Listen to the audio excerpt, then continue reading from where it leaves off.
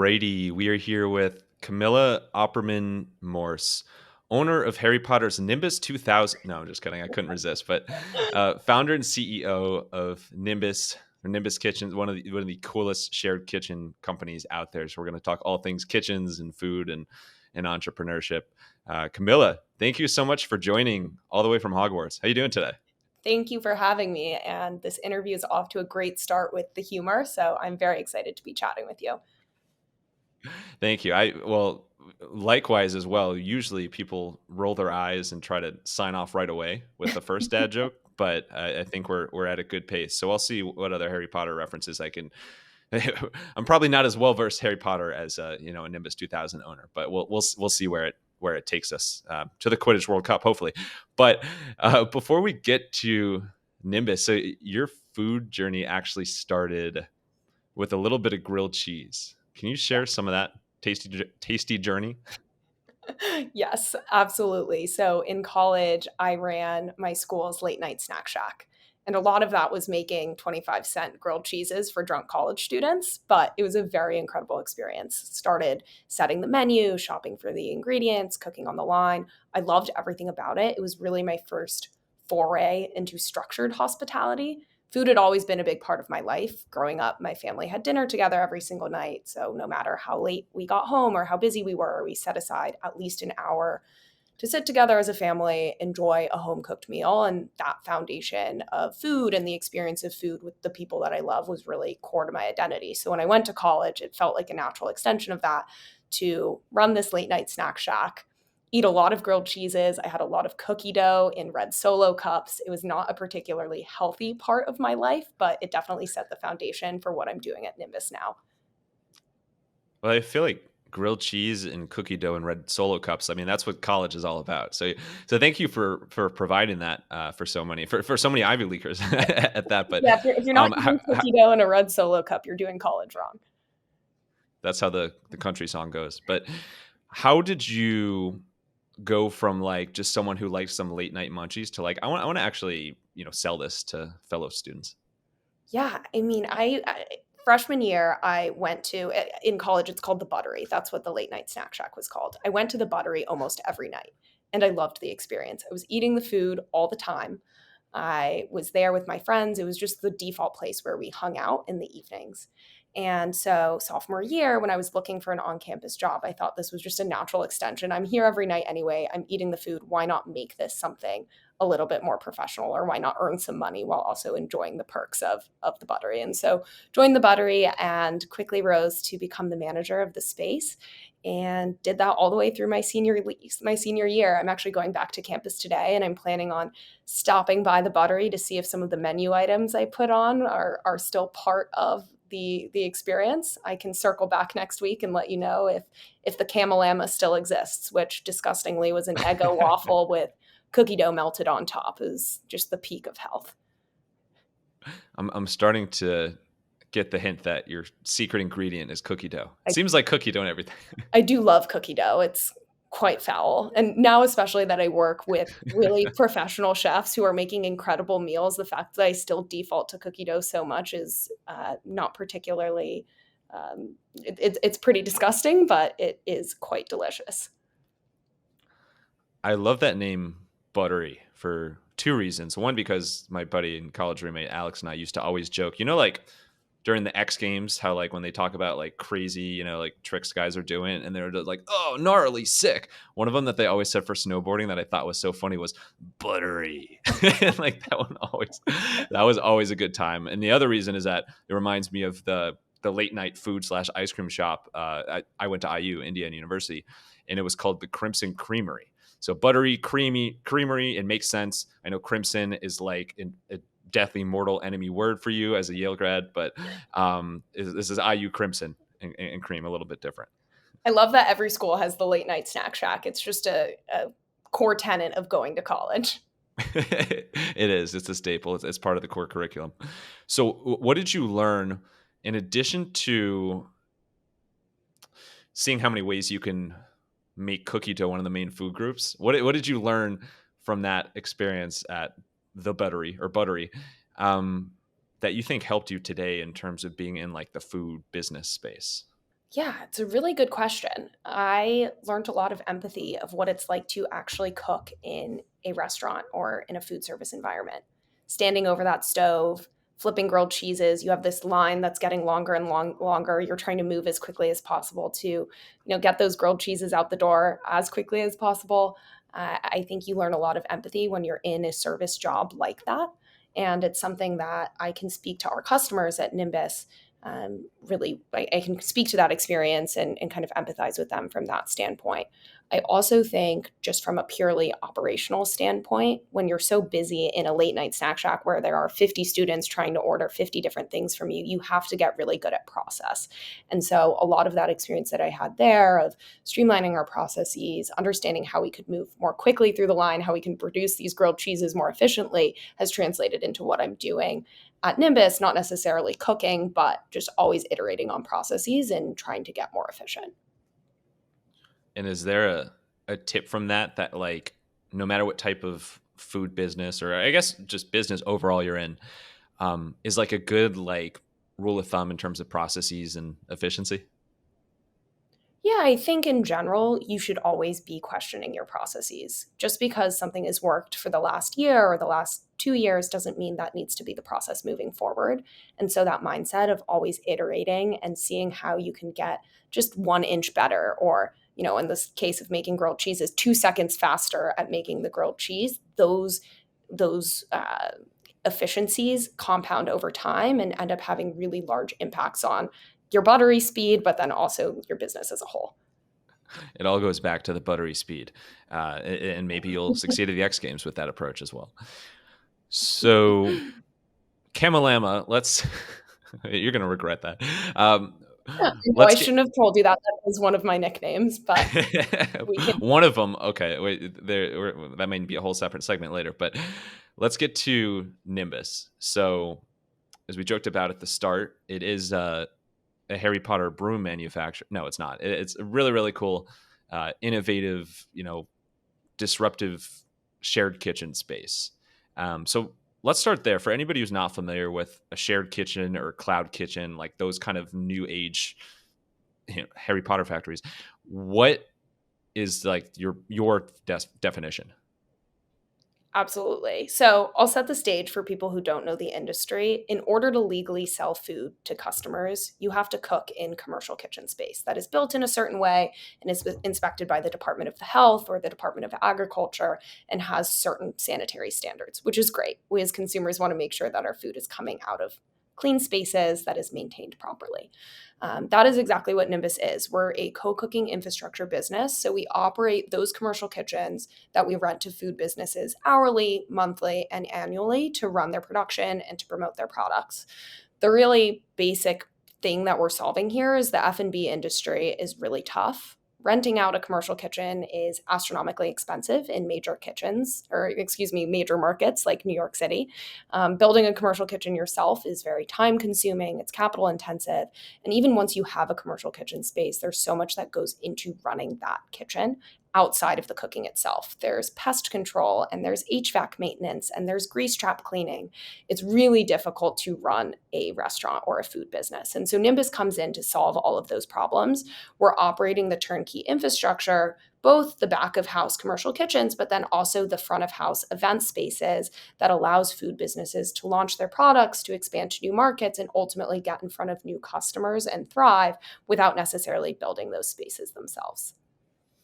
Grease trap cleaning sounds like one of those honorable jobs that's like probably nobody wants to do, but it's like super important. It's like you got, it's like you should get a medal for doing that. I cannot express to you the smell of a grease trap as it's being cleaned. It is one of the most disgusting things. But yeah, it's super important. And I think a lot of people don't realize that there are all these nitty gritty details that go into running these kitchens beyond obviously cooking the food. And that's really what Nimbus does. It takes all of that gross stuff that food businesses don't want to think about so they can free up the mental space to create beautiful products and get great food to customers. And my dad talks about he had like one of his first jobs in high school. He worked at a Burger King, and he still like he said like the grease gets so thick, especially when you're working at like fast food places like that, that like you come home and just the entire house smells like grease now all of a sudden. It's you need to, you should just walk through a car wash basically. We're getting very vivid here. Very vivid. It is a very tough industry, and what we're trying to do is just make it that much easier for the businesses that are coming into our spaces. So what was the jump here? How did you go? I know there's a lot of steps we're skipping over, but like what was the key insight that took you from like grilled cheese, cookie dough, Camelama Commissar, shout out alliteration, to Nimbus like being born? It's a great question. I did not go into hospitality out of college. I was working in supply chain operations. I knew I always wanted to get back to food, but I wasn't quite sure how that would ultimately play out. When I was about 25, I decided I was going to take the leap and that I was going to start a food business. And I was looking high and low in New York, where I live in New York City, for a commercial kitchen space. And I was just coming up short. Everything I found was incredibly remote or very dirty. It had that really thick grease smell at all times, or didn't have air conditioning. And you can imagine in New York City, when a bunch of stoves are on and it's 100 degrees, what that feels like. And I just felt like there wasn't really a viable solution for me. And I was having a conversation with my then boyfriend, now husband, about how bleak that landscape was and how worried I was about trying to launch a commercial kitchen in that kind of, or excuse me, launch a food business in that kind of commercial kitchen. And he looked at me and he said, "Why would you mine for the gold when you can provide the picks and the shovels to all of those people mining for the gold?"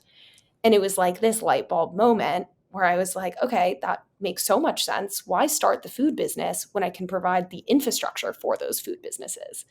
And that's really how Nimbus was born. That was in 2019. And, flash forward 5 years, we have 4 locations around New York City. We just announced that we are launching in Chicago in May of this year as well. So we're going multi-market.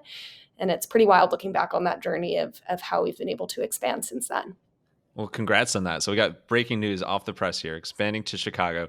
Shout out my buddy Spence, who moved to Chicago a couple years ago. So I think you followed Spence and you're like, let's make sure he has a Nimbus close to him as well. So thank you for helping him out there.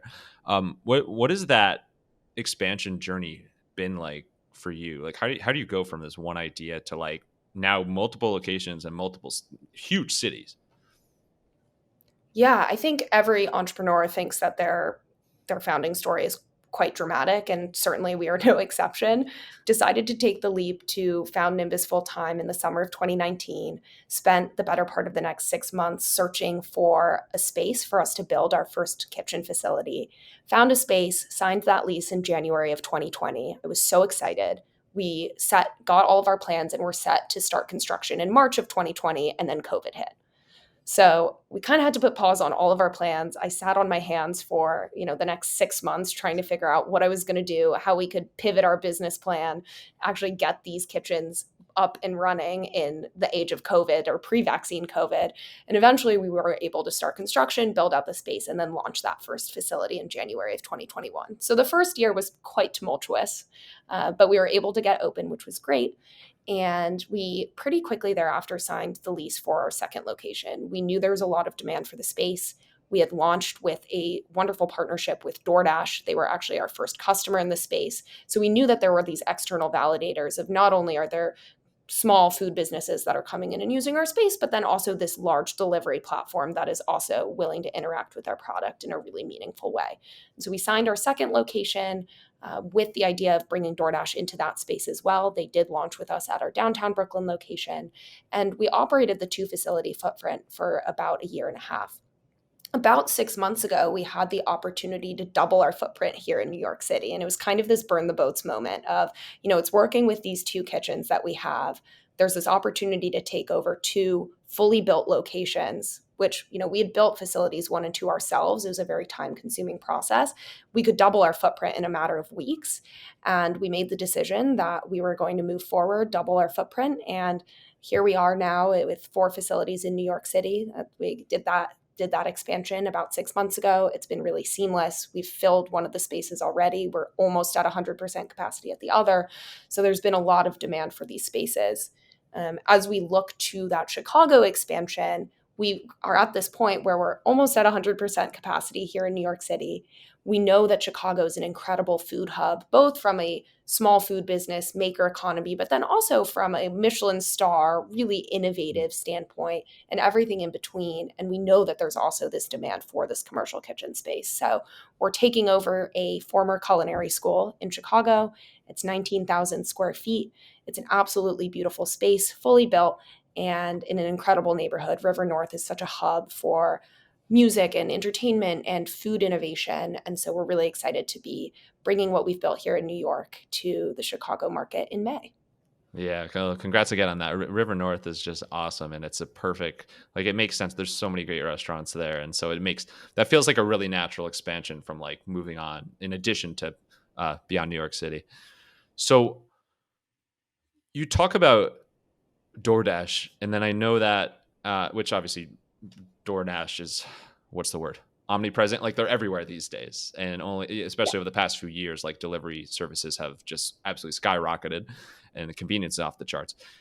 And then I know some of your customers are the more, I guess, call them traditional restaurants. If you can call Jersey Mike's a traditional restaurant, like so, there's some really really cool customers like that too. So you have kind of a mix there from your, like, I guess, direct customer standpoint, like the actual restaurants or delivery services that are partnering with you. What is it that they are getting out of this Nimbus relationship besides like endless Harry Potter references? I think going back to what we were talking about earlier of that legal requirement for commercial kitchen space, these food businesses are legally locked into producing out of these kitchens. They're very expensive to either build themselves or rent in a city like New York or in Chicago. And so we're providing them with a significantly less expensive route to expansion. Whether it's their first location and they're launching out of our space and it's a really capital light way for them to test a market, or if they're looking to expand their delivery radius or get closer to the end customer for their catering orders, they're able to do that in Nimbus in a very de-risked and capital light way. They can get started with us for a few $1,000s as opposed to truly hundreds of thousands of dollars to build out these kitchens themselves or commit to a 10-year lease that isn't necessarily something people want to do, particularly in a post-COVID world where people don't know what the future is going to look like. And so we're a much more flexible, affordable way for people to expand. Beyond that, we have this host of operational support services that we provide, like the grease trap cleaning or handling trash Thank removal God. or pest control. Yeah. And so these businesses who used to be so bogged down with the pure operations of running the physical space don't need to staff up to do that anymore. And so they're able to save a lot of time and money on the actual operation because we're taking so much of that off of their plates. Yeah, this is a huge benefit. I mean, I've never started a restaurant myself. Besides, like, as a kid, we differentiated because instead of a lemonade stand, we had a Capri Sun stand. So, which I can't even pronounce now. So it shows you how great that How much was. how much were you selling those Capri Suns for? That's brilliant. I would imagine it was a little bit less than your Camillamas. Yeah, it was definitely in the single or double digit cents, probably. But no, we definitely could have. We had a monopoly on the Capri Sun market. Now I'm about to get sued by Capri Sun, or Capri Sun if you're Italian. But no, that's great Or you memories could there. get sponsored by them. I think you could go either way there. I think so Sponsor too. him. Yeah, exactly. Appreciate it. But I got to imagine that, like, there's so many considerations, and it's so daunting when you do want to start a restaurant. And like one of the biggest things is like the actual cost and the actual space, and like finding those, getting funding, getting your whole life savings together, plus investors, everything like that. I'm not even starting a restaurant. I might start a Capri Sun stand soon, but I'm stressed out just thinking about that. So that's a huge help that you're providing. And then on the flip side of that, what is it for like the end consumer that's buying from DoorDash or Jersey Mike's, that probably unbeknownst to them, like, is using Nimbus? What's like the benefit? Like what's some perks of consuming this way?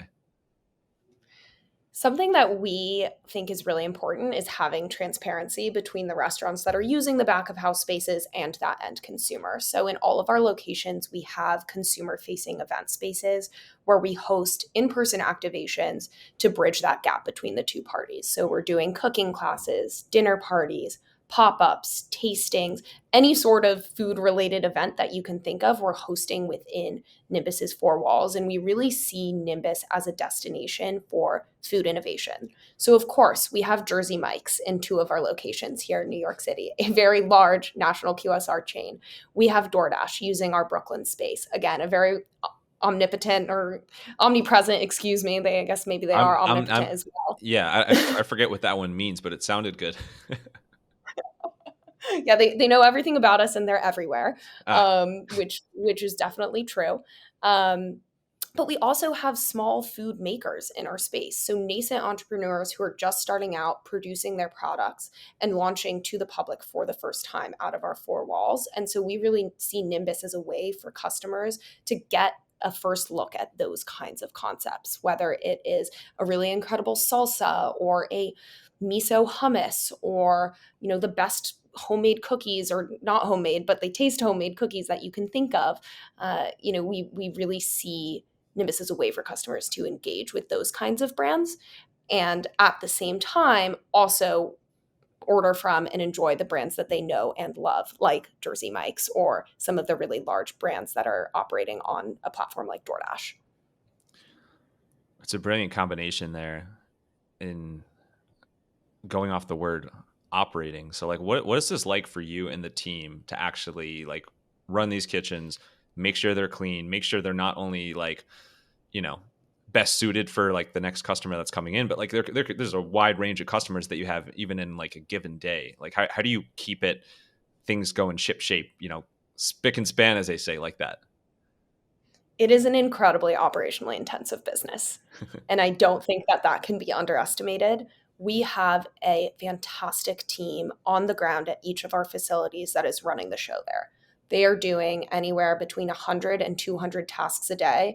And we have very clearly laid out all of those things that they are doing. And we have very clear SOPs, standard operating procedures around how they should do them to make sure that the space runs smoothly. I won't bore you with the nitty gritty details of Well, can we do this? our Can we do the first SOP like word by word? Can you just use the rest of the time here? That'll be great. teach everybody how to clean a toilet properly. I'm sure your listeners would be thrilled. That's up there. Yeah. Yeah. But, it's everything from cleaning toilets to checking in with our members and making sure that they are wearing hair nets so their Mhm. hair isn't falling into their food and everything in between. So it's not only running the infrastructure, but then it's also making sure our members have all of the tools and all of the reminders they need to make sure that they are running food safe operations. And in each of our facilities, we have dozens of food businesses using the space. So it does involve constant checking in with our member base from our on site team to make sure they have what they need. And, the equipment is working properly and food safety practices are being followed to make sure that, to your point, the space is running spick and span or in good working order. And do you get are your kitchens subject to the same like cleanliness and quality like I forget what the official terminology is called, but like the ABC, the dreaded, C that you Yes. see around New York and other cities? So we have inspectors on site almost daily. It Mm. is one of the joys of running a commercial kitchen. We have inspectors both from the Department of Health and then also the Department of Agriculture. They're there and they inspect Nimbus as a facility, and then they also inspect every single one of our members. And so on any given day, we will have inspectors from one or both of those agencies coming in and making sure that the facility is clean, that food safety practices are being followed. And that's why we take those measures so seriously and why we have such strict SOPs, because of course we want to make sure that we have a safe kitchen and we're giving food businesses the platform to run their food businesses in a safe way. So you thought after being done with school, like you'd be good with grades, and now it's like no, like grades are more important than ever. Yes, yeah, we have, if you come to one of our locations, you can see all of the letter grades from all of the businesses that are operating out of our space, and I'm happy to report it is all A's. Oh, perfect. Straight A's all around. 3 days for Nimbus members. What is the value of the funding that you've received? Because I know you went like the funding route as opposed to just trying to bootstrap everything. Yeah, I mean, candidly, it would be close to impossible to bootstrap this business because building out a commercial kitchen is so expensive. So Mm. unless you're somehow able to, miraculously materialize a fully built commercial kitchen and somehow cough up a security deposit to rent that space without fundraising, you do have to go out and raise capital. We have only raised from angel investors, so we have never gone the the traditional institutional venture capital route. And we have had really incredible investors that we fundraised from back in 2019 and then again over the years as we've continued to expand. And that funding really went towards building out facilities 1 and 2. So that first location in the Lower East Side, which was really our proof of concept. Does this business work? Is our thesis that there's demand for these kitchens true? Of course, we proved that out pretty quickly. And then we built out facility 2 as well. So most of that investment went into building the physical spaces. We've run a very lean operation. And so from a corporate side, and because now we're cash flow break even, we don't really have to fundraise to kind of keep the Mm. ongoing operations going. Uh, but I think moving forward for us, depending on how quickly we plan on expanding beyond what we have in New York and what we're opening in Chicago next month, we will continue to look at potential funding sources to continue expanding our footprint. Yeah, it makes a lot of sense. Well, literally makes sense. But um, yeah, those startup costs just seem insane. And I'm like kicking myself. Like, if only I kept that Capri Sun stand going. Like, imagine, with inflation Where and could you be interest. now? Like, exactly. Really, really missed opportunity there. But um, back in the days when you were more focused on funding and like working on relationships with those angel investors and like getting started, how much of your day to day was like focused on like that funding side versus any other aspect of the business? Oh my gosh. I was completely running around like a headless chicken, to be honest. It was managing the construction process for that first space, running the sales process to try to get customers in the door, plunging the toilets, and then also somehow in between all of that, taking those investor calls, just minutes after plunging those toilets. So I think one of my biggest learnings is trying to find that balance between running the day to day details of the business itself, and then also stepping back to see the bigger picture, have those strategic conversations, and bring in capital for the business.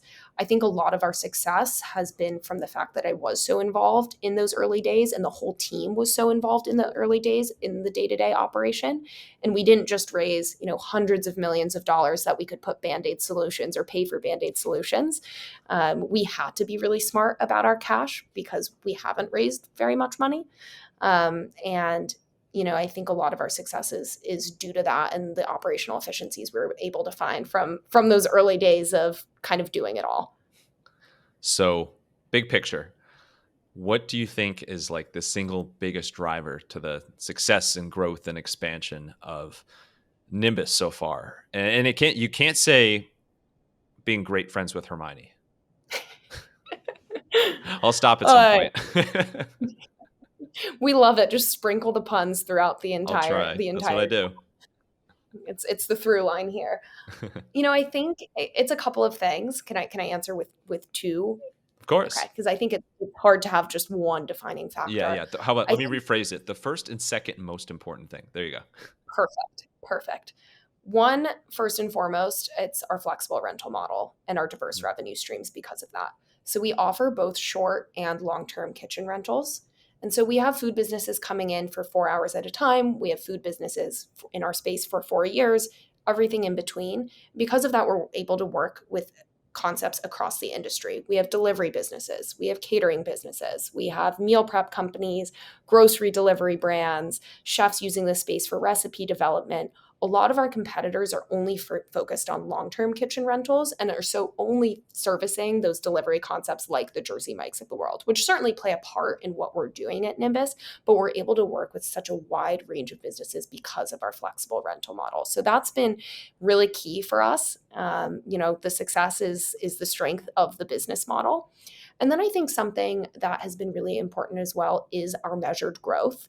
And part of that is because we haven't raised hundreds of millions of dollars like most of our competitors have, who, by the way, a lot of them are now out of business, we have had to be very careful about how we grow, and we've had to focus on our unit economics to make sure that we're building on a strong foundation.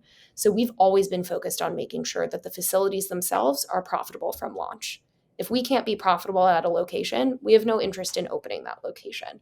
And we've had to go through all of our expenses with a fine-tooth comb to make sure that we're only spending on things that really matter, as opposed to, just throwing money at or throwing spaghetti at the wall and seeing what sticks. So I think that measured approach to growth and our operation has been really key to our success and the key to our longevity. I appreciate the food pun within a food episode. Spaghetti on the wall. It's never been more relevant than a kitchen story. So would love to switch gears a little bit because there's another aspect of your career which is really fascinating and inspiring and lots of business ties as well. And that's gymnastics. So you had an incredible career as a gymnast, captain of the Yale gymnastics team. Same. You were All-American in a number of different ways there. Just incredible career there. I'm somebody who can barely touch their toes. I haven't tried recently. So we're pretty much on the same level. One day you'll get there. But what was it? Well, first of all, what was your go-to favorite event or exercise? What was your jam there? I absolutely loved floor exercise. So for those, some people know gymnastics intimately. Some people don't. It's the big blue square that you The big blue dance square. around. It's like explain it to Nickelodeon fans. Yeah, the blue square that you prance around on, and do tumbling. The reason I loved floor so much was it was a performance. So not only were you out there executing on incredibly difficult acrobatic or kind of flips for a lay person, but tumbling passes for those who understand gymnastics. But it was also this performance of showing both the crowd, but then also the judges, your personality. And I felt that floor was a place I could really let my personality shine through. I had so much fun competing floor. I'm actually going back to campus today for a gymnastics alumni meet, Go Bulldogs. And I'm so excited to watch the team compete. It's such an incredible sport. And it was so formative to my entire life until I graduated. And I think a lot of the learnings I had from gymnastics growing up have obviously translated to business as well. So what are some of those? What are your go-to best business lessons from gymnastics? I think the importance of grit is the biggest one. In gymnastics, there is 0% chance that you will hit a 10-0 every single time. And so you're going to fall on your face multiple times a day. You're going to break your ankle and you're going to have to push through that. There are so many wrenches that are thrown into your plans, and there's so many challenges that you have as a gymnast, but you have to keep getting up and keep going with a smile on your face and continue trying your best. And I think that's for sports in general, but that grit and that tenacity that I had in gymnastics over the course of my 20-year career has really translated to Nimbus, where there are so many problems that we have every single day, and every startup faces problems and they feel like they're life ending, but you just have to keep going, and you know that there's going to be a way through. And that is something that gymnastics really taught me. And that all this, I know goes back to timing and prioritization as well. Any sport takes up a lot of time, but just from, friends and acquaintances, people in high school, middle school that did gymnastics, they were spending so much, a crazy amount. It was like they had no free time. It's like they do gymnastics after school or all weekends. That's a crazy amount of time commitment there. Can you speak a little bit to how that shaped your career? Yeah. And gymnastics, if I have children, I will not let them do gymnastics because it's such an intense sport. It's 5 hours a day, 5 days a week at a minimum. And even if you do that, you might not even be that good. I kind of think in any other sport, if you're training 25 hours a week, you'll probably be pretty good. In gymnastics, that is not the case. Yeah, that's what they say about Quidditch too. Knew you were going to slip another one in there. But I think because I had such limited time growing up, both because I was training 25 hours a week, but then also because I was very serious about school and very type A and wanted to make sure I got straight A's, I took so much of the free time off of the table. I was either doing gymnastics or doing my homework or playing piano. I also played piano. That was all I did. I didn't really hang out with friends. And, the reason I kept persevering in all of those things is I thought that being great at gymnastics and being a great student and being a great piano player was very important. And so I was willing to put in the time. So now with Nimbus, building the best shared commercial kitchen out there and revolutionizing the co-cooking industry is very important to me. It's something that I deeply believe in. And so I'm willing to put in those hours. I think, and you mentioned the word prioritization, I think Mhm. that relentless prioritization is also really important. There are 1,000 things you can do as an entrepreneur and 1,000 shiny objects that you can chase. But figuring out what's the most important thing that you can do today to move the business forward has always been really important. And that's something that I had to do with gymnastics. I didn't have enough time in the day to do all of the things. So you have to sacrifice and, maybe put something to the side so you can pursue, something else. You don't have to reveal all your secrets here, but just most of them. What does prioritization look like for you today? Like, how do you tackle, like, okay, this is actually going to move Nimbus forward? I have a notes app in my phone. It's very rudimentary. And I have a list of what I need to accomplish today, what I'm planning on accomplishing tomorrow, and then anything else that I have to do that's kind of longer term. And I'm constantly looking at that list. And it's an iterative process. I might set out to say, hey, I'm, gonna write the press release for our Chicago launch today, and then decide, okay, this isn't actually the priority for the business. I actually have to address these health and safety concerns that the Department of Health brought up, which is obviously a higher priority Yeah, that for sounds the business. important.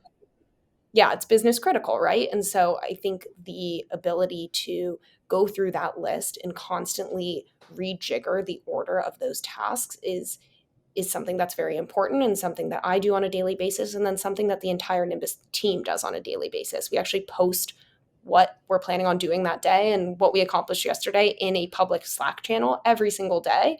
And if I see that somebody's focused on something that might not be a priority, I'll ping them on the side and say, hey, this actually can be deprioritized. Can you please focus on XYZ? And sometimes my team will ping me and say, hey, I noticed you're planning on doing this thing. Why don't I take that off of your plate, or why don't you deprioritize that to focus on the actual task at hand, or whatever's most business critical? So we're always learning and iterating as a group, which is really helpful to have that transparency across the organization.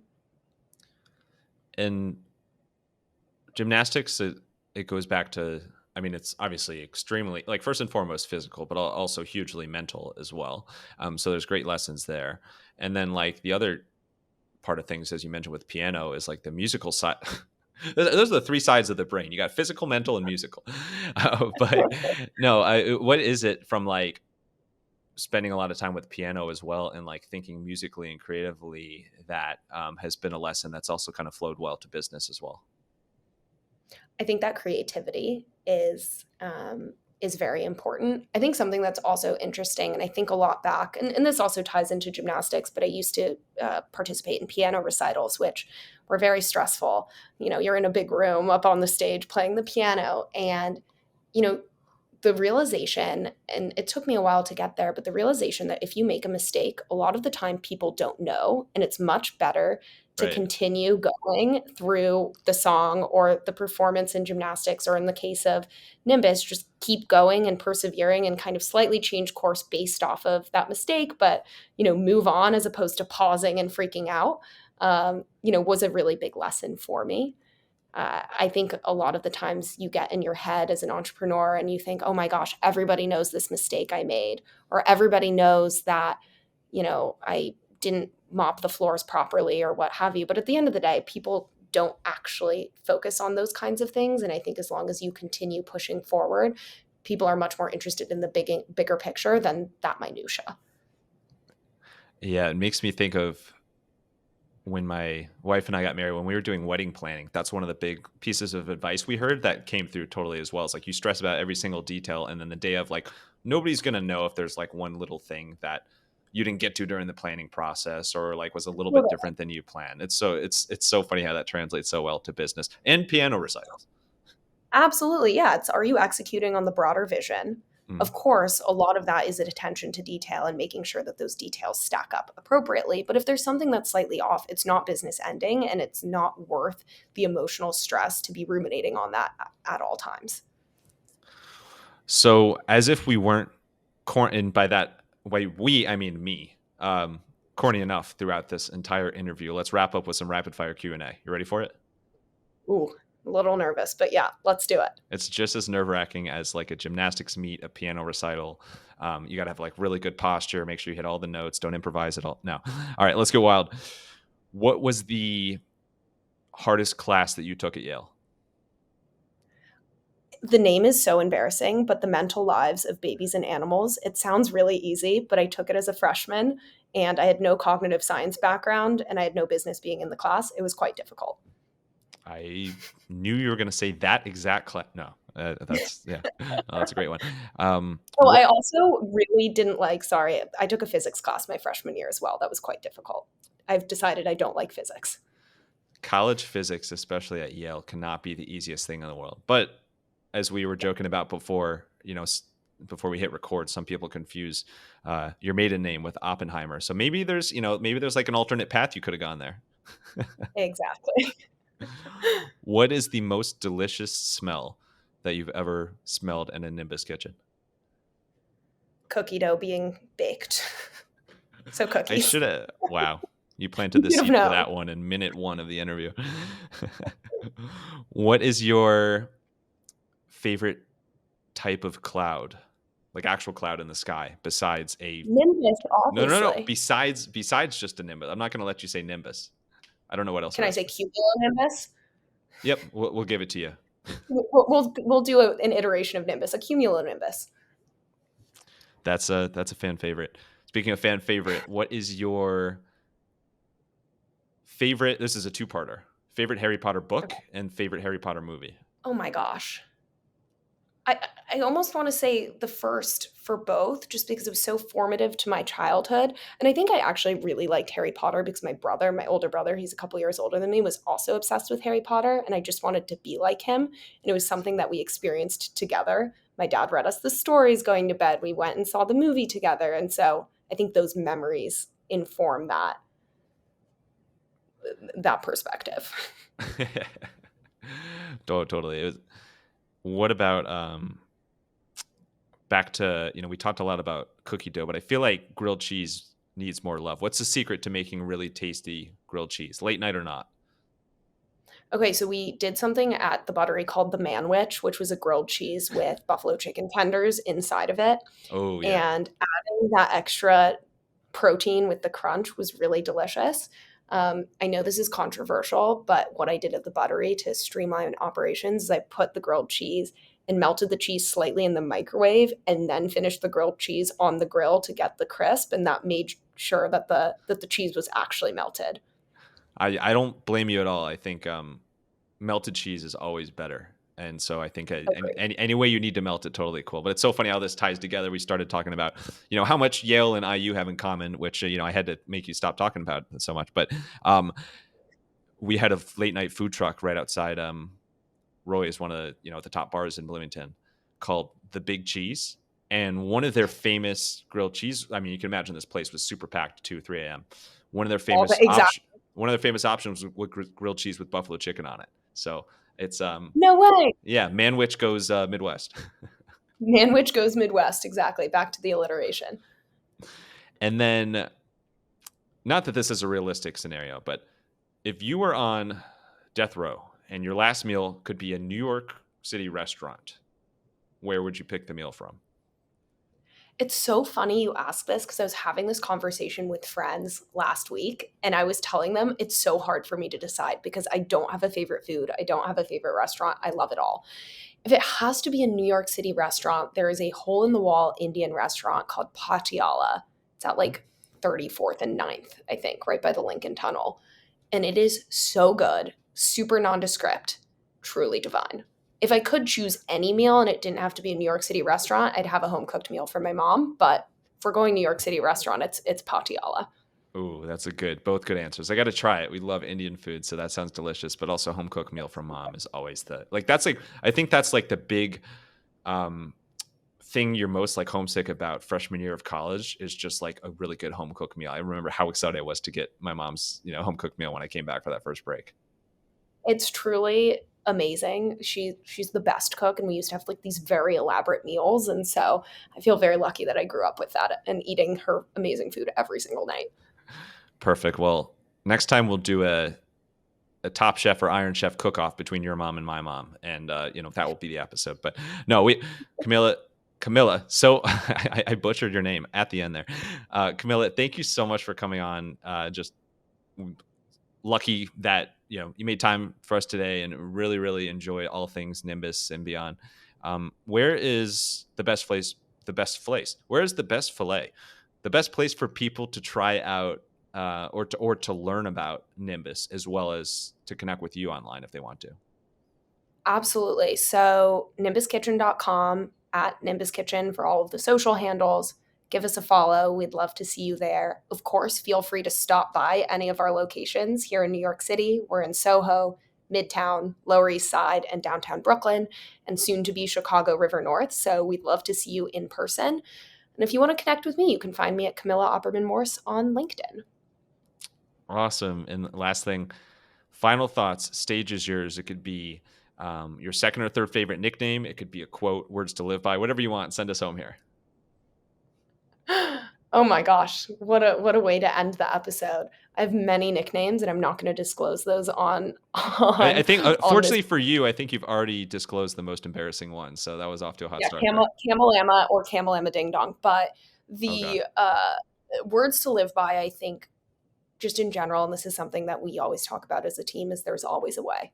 There is always a way to move forward or to figure out a problem. Even if somebody's telling you no, there's a way to find a creative solution to solve whatever problem you're trying to solve. So I think that's something that's really important and something that we've instilled across the company. Bring on the bongos!